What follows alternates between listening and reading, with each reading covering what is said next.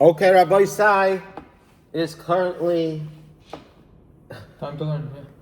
I don't know what date it is. The screen has gone to a Windows update. It's in August. We're still in August. One time I walked into shul, there's something else on there though, isn't it? Yeah? Yeah, it was like a show host, but someone's wearing sleeveless. It was Oh, yeah, inappropriate. Oh, yeah, God. AI, it's crazy, huh? I don't know if that has to do with AI. No, versus... it's a bit where you just blame everything on AI. Oh, yeah? AI, it's crazy.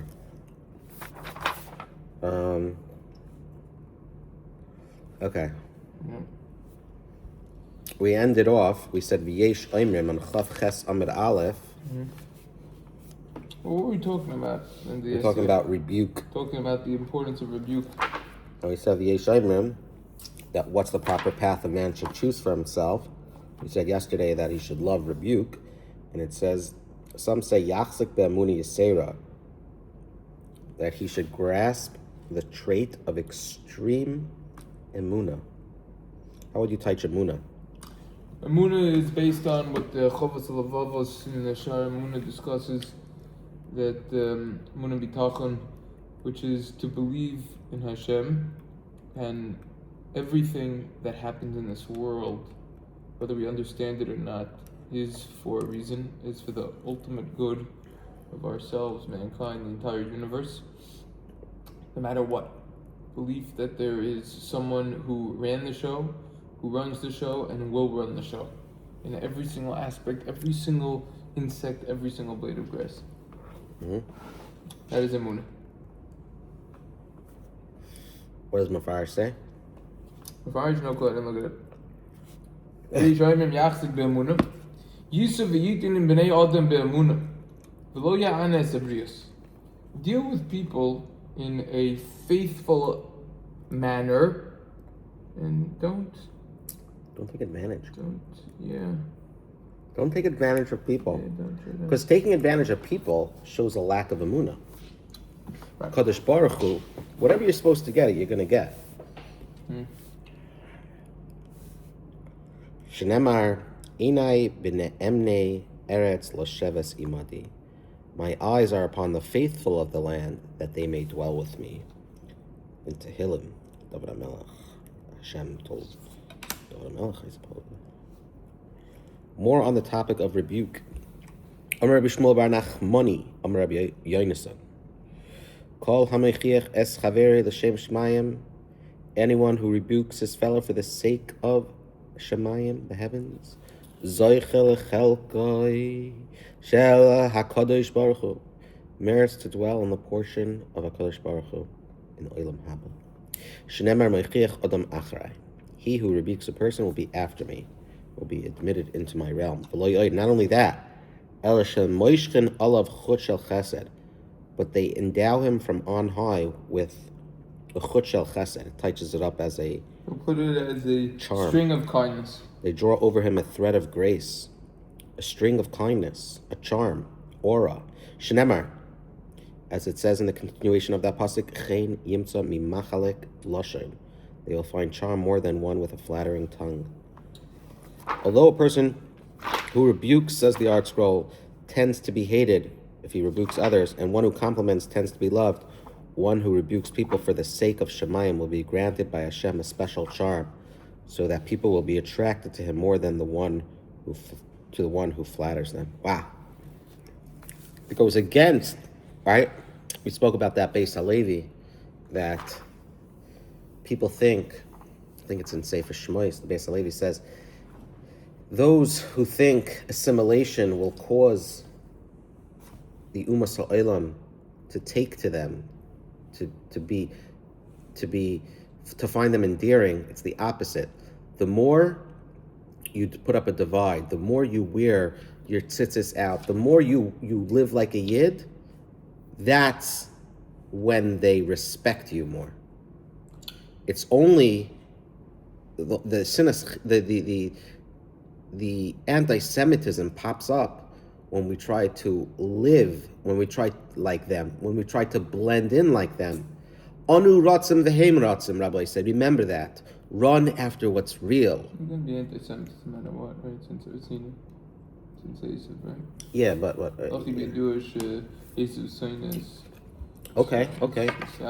But what increases it? What increases it? Eilim thinks that assimilation. Yeah. Also, he's like the Beis Halevi, Rabbi say. The Heilige Beis Halevi. Is that Levi Yitzchak maybe ditching? What do you want to say? What do you want to say on the topic?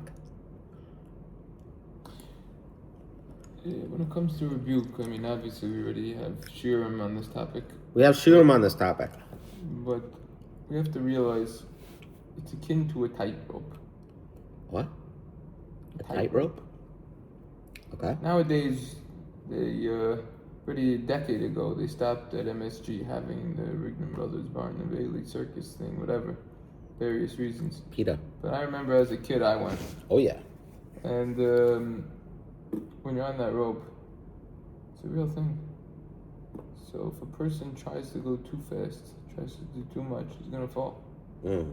So it's the same thing. A person's gotta know his. What's the connection to here, though?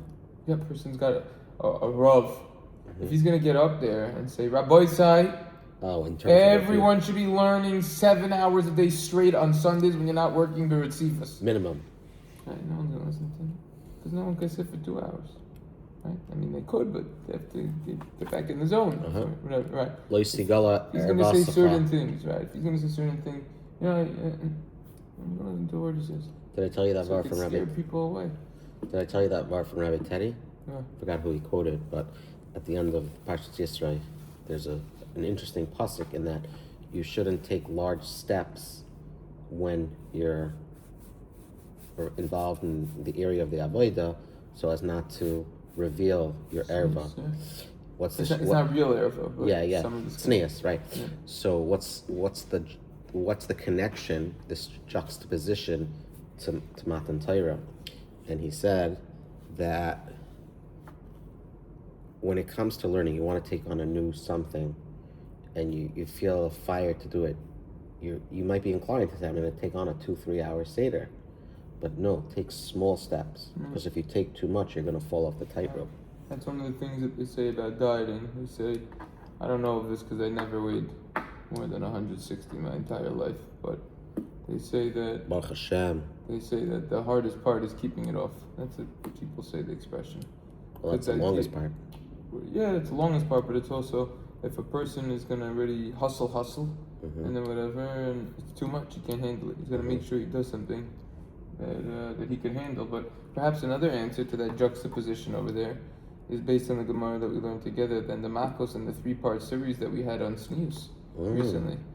Parshas Kiseitse, which is Ba Micha v'Hamiden al Shalosh. Micha came along and said, if you could only do 3 mitzvahs, do these. Or these 3 mitzvahs encompass everything. 2 is learning, that's a good. And one of them is Mishpat, Chesed, and the other one is Sneus, the Hatzin Alecha, Simolokecha. Because modesty is such a fundamental area of the Torah that it encompasses everything else. Why? Modesty is not just the way that we dress. And Sneus is not only for women. Oh, 100%. People usually say Sneus, it's the way you dress. No.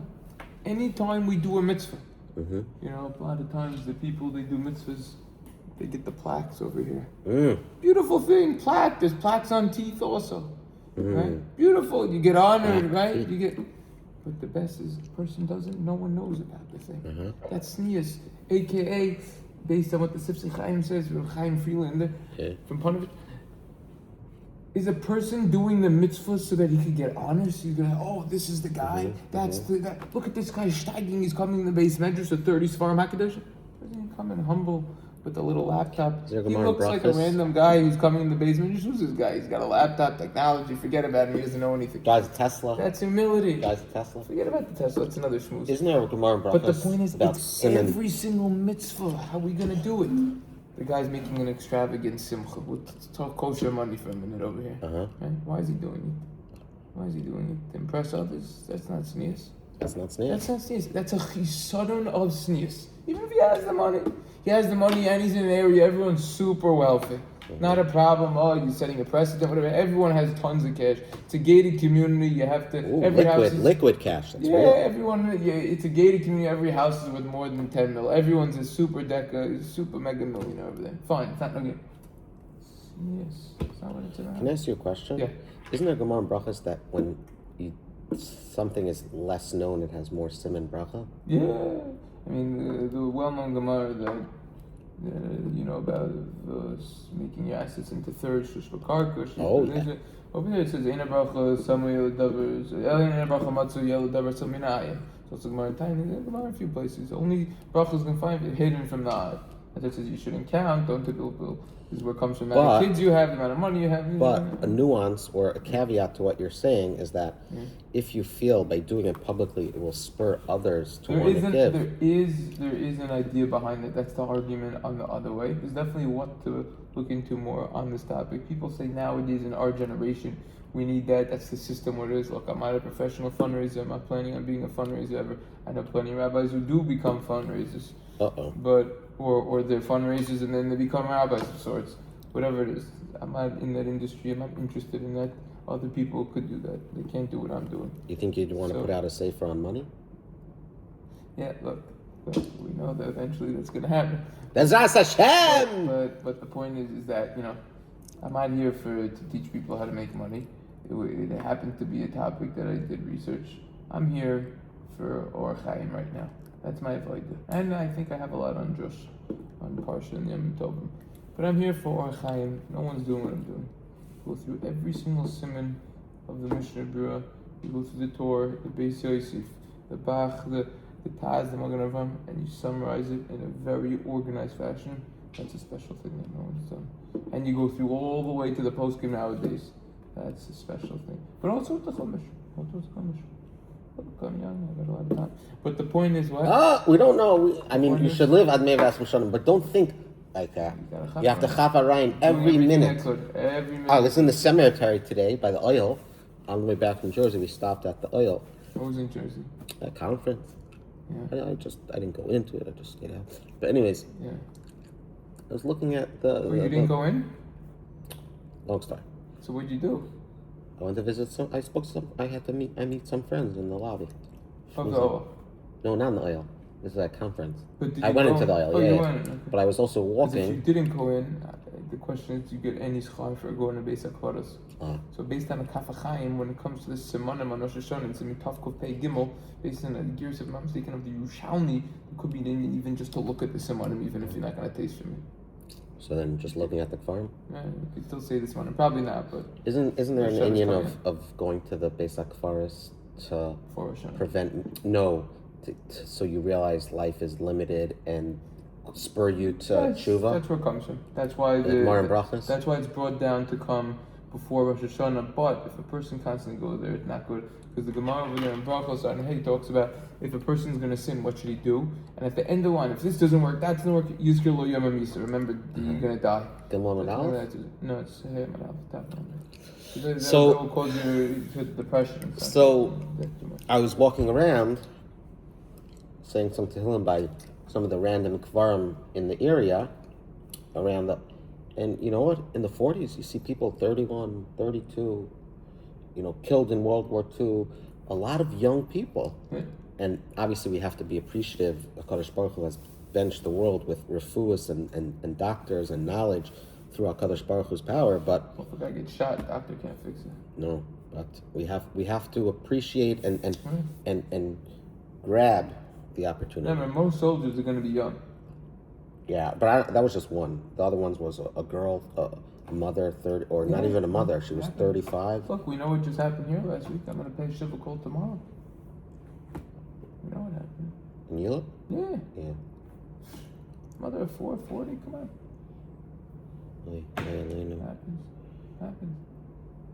Happens. You went to that school, no? Yeah, it's my friend's older sister. Wow. It's on the hockey team. Just spoke out this morning at a piece on having a good marriage. We were talking about the Beis Halevi before. You know his story? No. I don't know. Tell me the story. He married someone that had 8 children from a previous marriage. Beis Halevi? Yeah, he saved him a shidduch. Who said he's Mashagah? People were saying, if I'm not going to marry her, who's going to marry her? Who's going to take on 8 children? She's going to be a widow for the rest of her life. No one's going to marry her. You know what happened because of that marriage? What? The whole Soloveitchik dynasty, Brisk, resulted from that. Meaning he had children? Yeah, they all became Tamid and whatever, and the whole thing. Meaning the kids from the second marriage? I'm not sure if it was from the first or second. But either way. It was tremendous siyata d'shmaya. Sheesh! And that's something to think about. They say the Maharsham wrote a tshuva on Tisha B'Av. What? A tshuva. On Tisha B'Av, yeah. Wrote a tshuva on Agunas. So the question is, what? Tisha B'Av? It's an issue of Talmud Torah. That's covered abrius. Chazal says, anyone who's matir and aguna. He's talking about someone she doesn't have a get, husband not giving a get. You're not sure if the husband's dead, and you come that way to permit another marriage, halachically, legitimate. It's as if you rebuilt the Beis HaMikdash. There's nothing more appropriate to do on Tisha B'Av, says the Maharsham answering that own question. Wow, matir aguna. Yes, push it. That's Bishmai. Tremendous effort. What? Weiter in Shas, Rabbi Sai. Matza'ai na'ol yodea. The Mishnah said, if it was the Kohen or Levi? We're talking about bathrooms over here.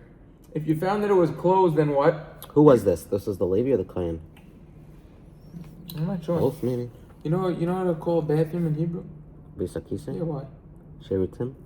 Yeah, why? Beis HaKisei, what does that mean? You sit, the house of So sitting. people say I'm going to the throne. Yeah. Beis HaKisei. It says the Chai emotion, Siman Gimel, and the halachas of the Beis HaKisei. Beis HaKisei is Maloshon of Mechusa, covered. Even when you're in the facilities, you have to be Sanoah. That's why Shaul, how did Shaul's life get spared? Shaul HaMelech. Remember in Ein Gedi, he came in the cave, a makom sanuah, he thought no one was there, and even when he was there, he was incredibly sanuah. David said, I can't touch him, man. He was going to kill him, because he was a roidif. He could kill him, self-defense. Hishkim laharga. David was in the cave, no? Yeah, he was in the cave with all his men. That's by Ein Gedi? Yeah, Ein Gedi. Instead, he just cut off the corner of his garment, which he was still held responsible for. It was actually reverse psychology. He was in a lower cave. Shaul thought they were being in a higher cave away from him. Reverse psychology. He cut off the corner and said, I could have chopped you after. And I didn't. Why? Sneeze. Couldn't touch him. And who came from Shaul? Yes. Esther. Esther, man. Esther. Hester. Hidden. Hashem's name is in the Megillah. And Shaul came because of who? Rachel. Sneeze. What was her sneeze? She gave over the signs. Whole discussion exactly how that sneeze. But why is that sneeze? Because she said, I don't need it for myself. I'm going to be modest. I'm going to help them. It's a sneeze. They talk about it. Kopanim zag the Gemara weiter. Mishu writes a litre mitzvah, one who wishes to do Trumas Adeshen, I think it's a Kain, awakens early and immerses himself in the mikvah before the appointed Kain arrives. I thought this was talking about the Mishnah of the... It's going on, correct. The person who went through the tunnel to get... It's correct. It's going. I think that was a Kain also, I'm not sure. Okay. Hakufa Kasha. Yeah. The Mishnah is difficult to understand. Oh, Marta, on the one hand, you said Misha who writes a litre mitzvah mizbeach, mashka v'tayv al shleiyavei hamimuna. Someone who wants to do the Trumas Adeshen, he gets up, goes to the mikvah before that appointed kohen arrives. Amalav b'fayis talia milsa. So we see it doesn't depend on a lottery. Right? It only depends on if he wants to go to the mikvah. V'hadatani yavai v'fayis. Alma b'fayis talia milsa. So you see that you do need a lottery.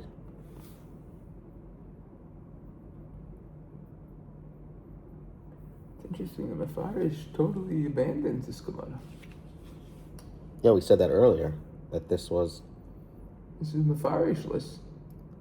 I don't think there's any Mefarshim on this. Unless it's from Yuma when it's why not? there. It said yesterday. I went on vacation though. No, it said yesterday. The following Mishnah appears in Midas. It teaches. No. Oh, the Mishnah is cited here because the Gemara wishes to comment upon it, and the tractate of Midas has no Gemara in which to do so. Since our Mishnah, like this Mishnah Midah, oh no, that was something else. No, there's a rush over here.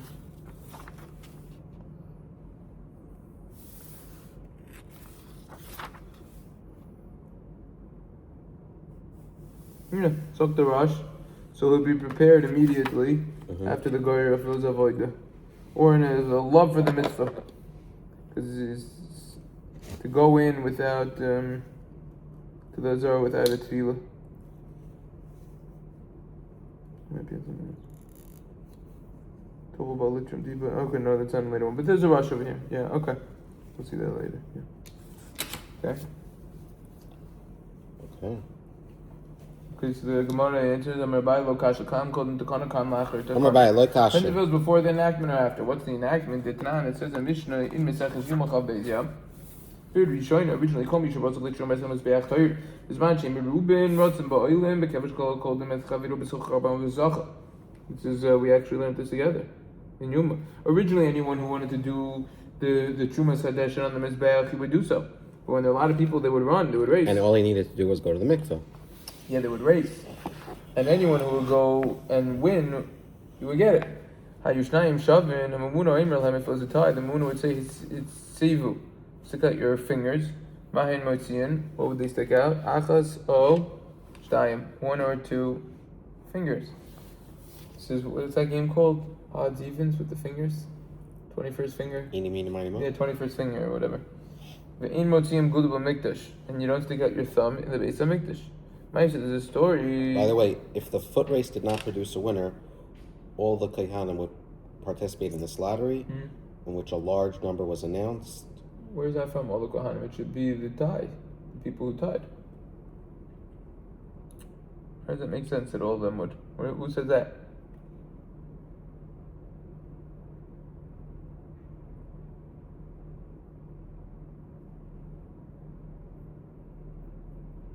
Tosis Yamtiv in Yuma. And here's why. The lottery includes all the candidates, not just the two who tied in the foot race. Because this mode of selection is not practical when used with only two participants. In that case, the outcome will always be obvious. If an odd number is picked, the count ends with the first kayin. If an even number is picked, it ends with the second kayin. They didn't have the technology that we have nowadays. Nowadays, it's impossible to tie. And that's Someone's what it says. always going to win by a millisecond. Right. Hamamayna Omer Lahem is to all of them. Okay. But they don't put out a thumb. What's the issue with the thumb? Didn't say over here. It just said. Oh, remember the dishonesty? He can trick them. Right.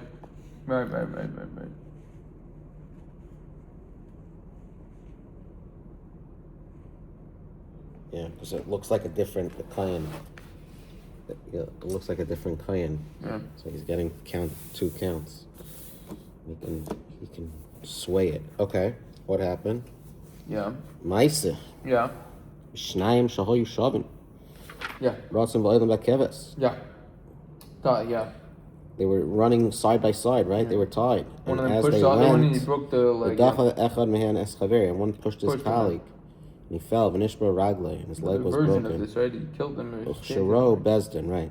When Bezdin realized Shahoyu Bam Lidei Sakana, Hiskinu Shlo Yehu Tournaments Mizbech El B'Payas.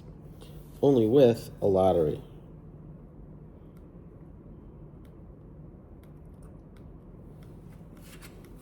So Gemara and Yuma asked why, or explained why didn't they just do the lottery to begin with?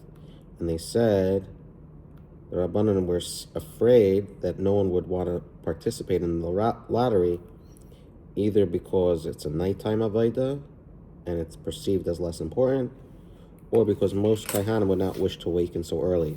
But when they saw that the avodah was so chaviv to the Kohanim, they said, you know what? Let's do the lottery. Trumas Hadeshen is what Ketores was a school for Parnasa, Ashiras, right? Yeah. Not Trumas Hadeshen also, right? Or am I mistaken? Right. I guess they just wanted it to be. They wanted to do it because it's an avodah. Yeah. 1 second.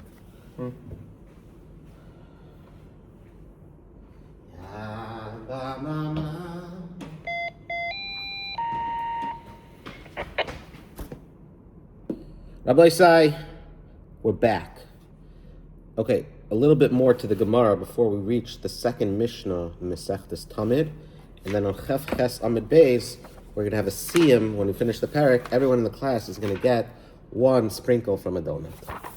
Oh, there's another Mishnah on the other side? No, it's just... Oh, it's a long Mishnah, I say. Okay. When the Mishnah said that the Kohanim would first go to the mikvah, it refers to an earlier time period. It's actually the halfway mark of the Mishnah. And because the choosing... Hold on. And because the choosing took place in the Azara, you needed to go to the mikvah. And later on, when there was a lottery, it was a later time period. Rava Amar, Idi v'Idi lacha takana. Both this one and that one were after the takana of, the lottery. Whenever they said go to the mikvah and the lottery, both were after this enactment of having the lottery. V'hachik tani, Mishu writes a lave lefayis. Whoever wishes to come and participate in the lottery for Trumas Hadesh and Mashkim v'Toivel Achle Yaveh HaMemuna should awaken early, go to the mikvah before he arrives. But going to the mikvah is required just to be included in the lottery.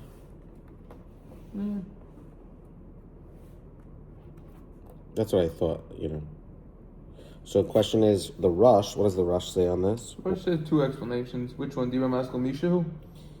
Why did they institute a requirement for the Kohanim to go to the mikvah before the lottery? You want to be prepared let me just say the question. After the lottery. Why did they institute a requirement for the Kohanim to go to the mikvah before the lottery?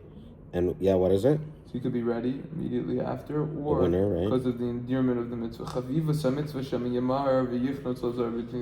going to be so caught up with the beauty of the mitzvah, you say, jump right into the zar, boom, but you were entitled. So and both reasons play nicely into each other, because once you got over that, once you avoided the fear, Hitaka was excited, he's able to do it quickly.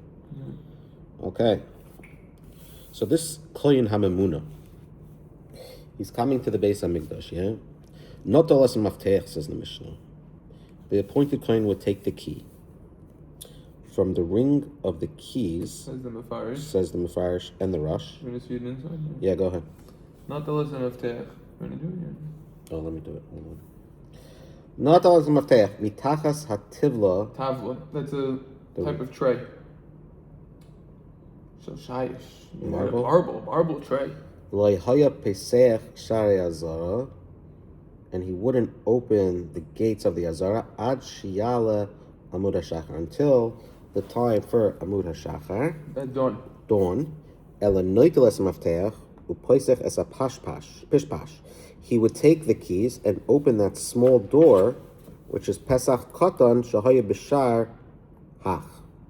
It was a small door that was in the gate. Yeah. Hach stima Rabbi Yehuda. We're assuming that this is going like Rabbi Yehuda in Maseches Midos. Amar pesach katan hayalo shelo nechnas u'mavushos azar. It was a small key that he would go lavlush for the zar. Remember that word? We looked it up the other day. To inspect. Yeah, to inspect the zar. And then we looked up where else in Shas, but we didn't really find. Yeah. Okay. Pasach es a pishpash. What does the Rush say? On which one? You said the Rush before. Oh yeah, it was saying the same, but not all as a mafteach, but Masechtas Midas Shrash Mehechem Natlu. From where did he take it? Pasach es a pishpash, says the Rush. Pesach katan shaya eitel hashar hagadol ki loy hayu peischen shar gadol ariyim. They wouldn't open it until the day, and it would be confusing. I remember reading that to the public. If they would see it opening, they'd be like, "Oh wow, it's the day starting already." Right. It's like letting in a lot of employees before you let the regular. Yeah, you can't people let in, but there's only one entrance. It gets tricky. And it's a big door. It's a big to do. It's heavy. Yeah. Al tishkach yemini.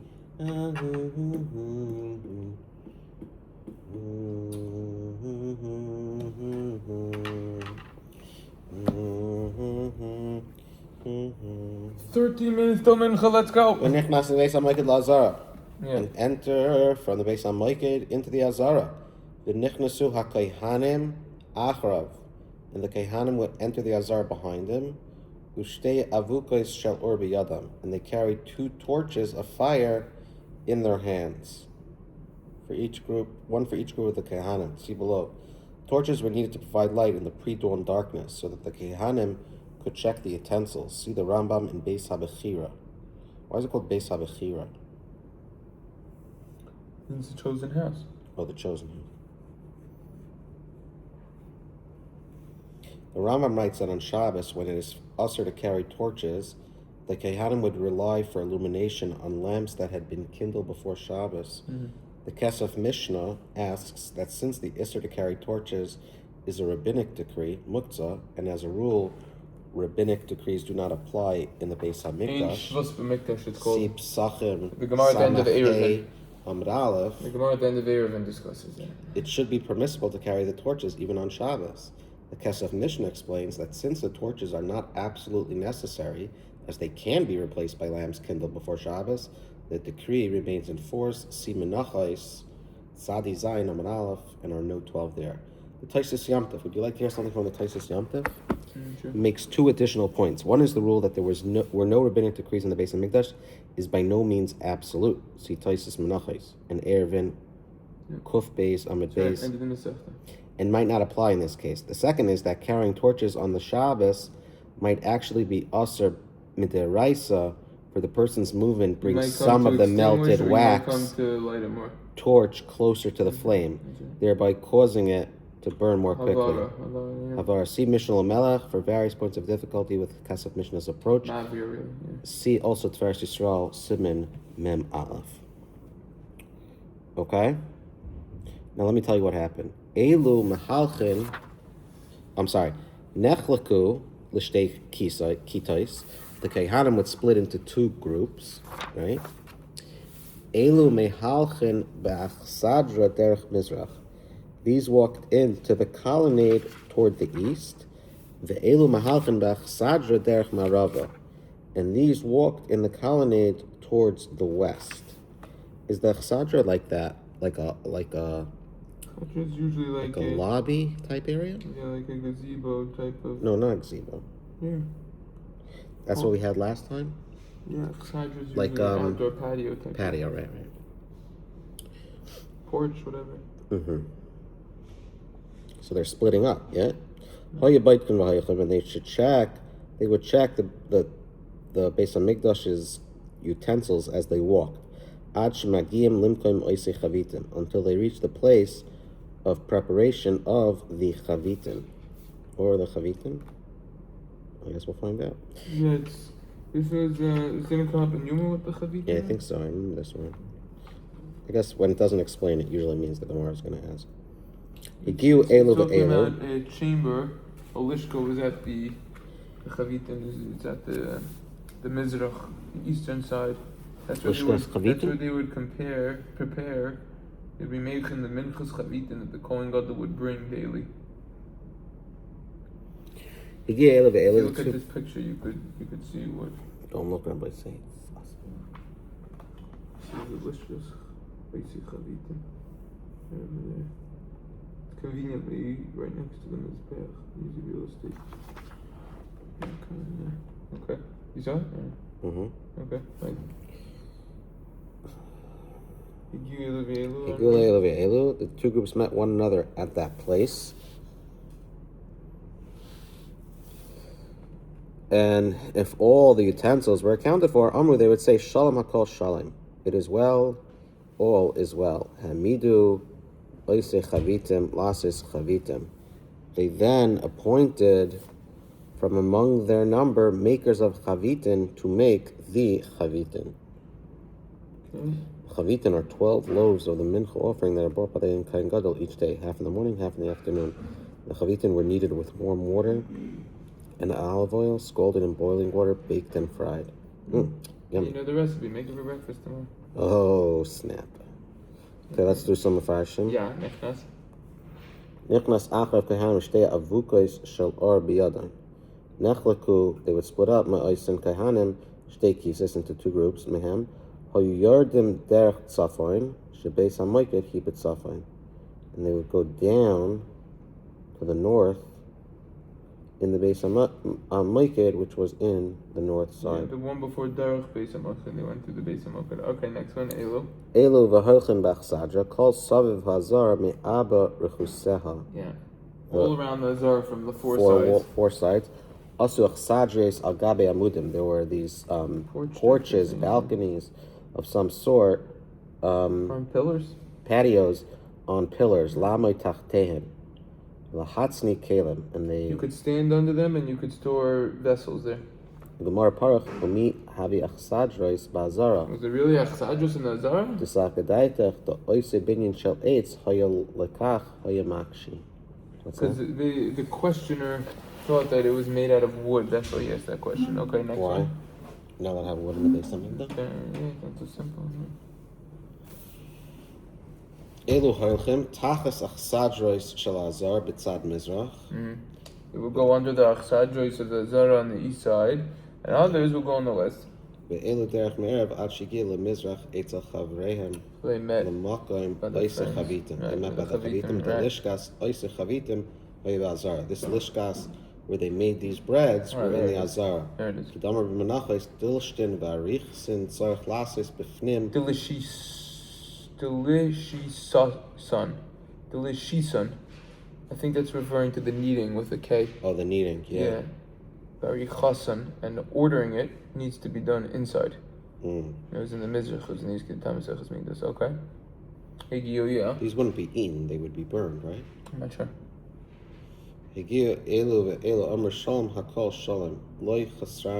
There's nothing missing. Everything is tip-top shape. Yeah. Everything is in pish-pash shape. Oh. Shalom kefa lashon. Okay. It's doubled up the language. Double lashon. Hamida we did. Oisen Kohanim, those Kohanim.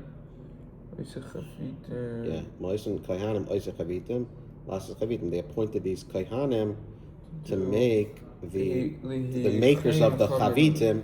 They call them the makers of the Chavitim to make the bread.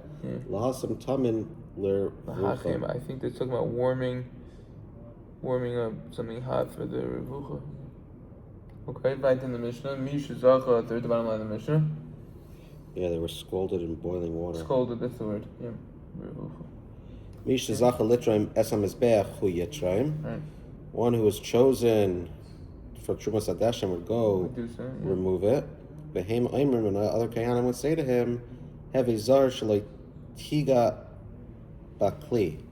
Be careful not to touch the shovel until you mekadesh your hands and feet from the kir, sink, right? And they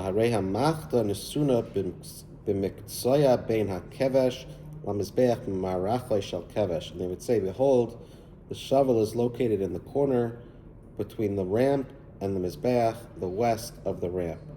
So they didn't want him to touch the shovel until he was makdish. The shovel is what you use to remove the ashes, right? Yeah.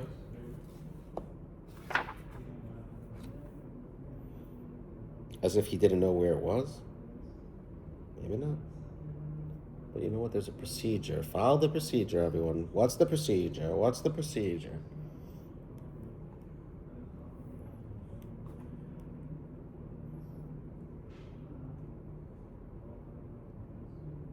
Yeah, the Tiferes Shel explains that it's usually the first time that a Kohen was doing this. That's what he would ask. Or so that he shouldn't be all flustered to try to find it. And then he would forget, the Kol Sofer says, and he would not sanctify his hands and feet. That answers that question. Looks like Archibald forgot to point that out. No, there's a lot here. I just didn't.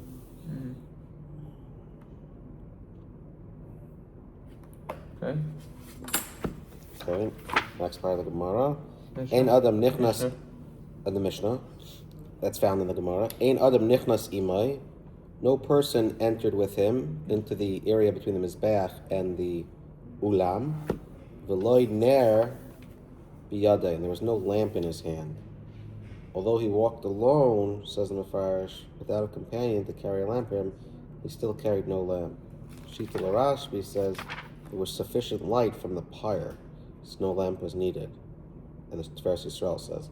Alternatively, it was because he wished to keep his hands free to perform the avodah and did not wish to be encumbered with a lamp. Azoi Zok, the Sheshanim with David, and the Kala Remez. See the base David for another explanation.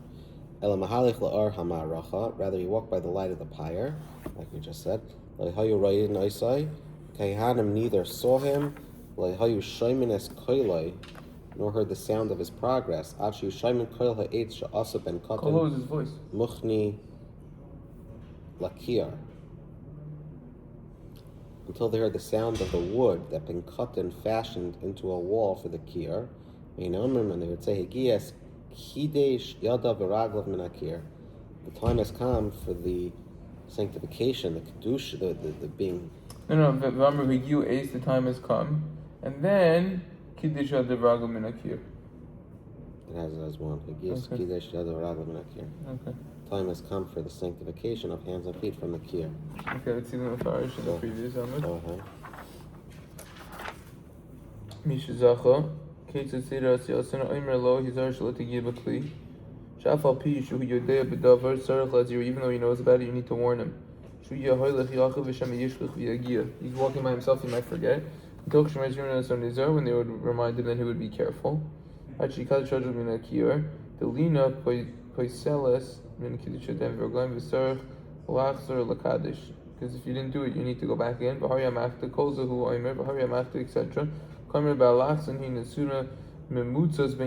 It was actually placed diagonally between the ramp and the mizbeach. Hakevesh hin nesuna eitzel makom shakala hakevesh dahainu bein kevesh mizbeach. It was placed diagonally, like we said, in the corner over there, where it ended the ramp, the mizbeach. The nechasim will go within the between the ulam and the mizbeach. The person can only go there during that voda. Just like the other mizbeach, a person is not allowed to go between the ulam and the mizbeach. So too, you can't walk between the ulam and the kevis. The mizbeach called over kevis is like the mizbeach. Below ner biyad, you didn't have the candle. Fisha halach he was walking by himself. Ela etc. Lefisha mizbeach. Lefisha hayim mitzad achrik. The kevis was on the opposite side, the mizracha on the east. To hagoiva kevis shu gavo harbi amos hayim mafsik. What's that? There was a lot of the height of the ramp. It was very tall and it would interrupt. Interrupt what? Their vision, yeah. Their sight, their line of sight. The way Sherman is called, they didn't hear his voice. And they writes a line Achi Sherman is called. Tani v'lo hayu Sherman is called. It says that they would until he would hear his voice, so it's going to say that before then they wouldn't. Achi would call Aisha Atza. Okay. See you tomorrow. Finish the mission will be better. I want the chaparine, Rabbi Isai. The rabbi.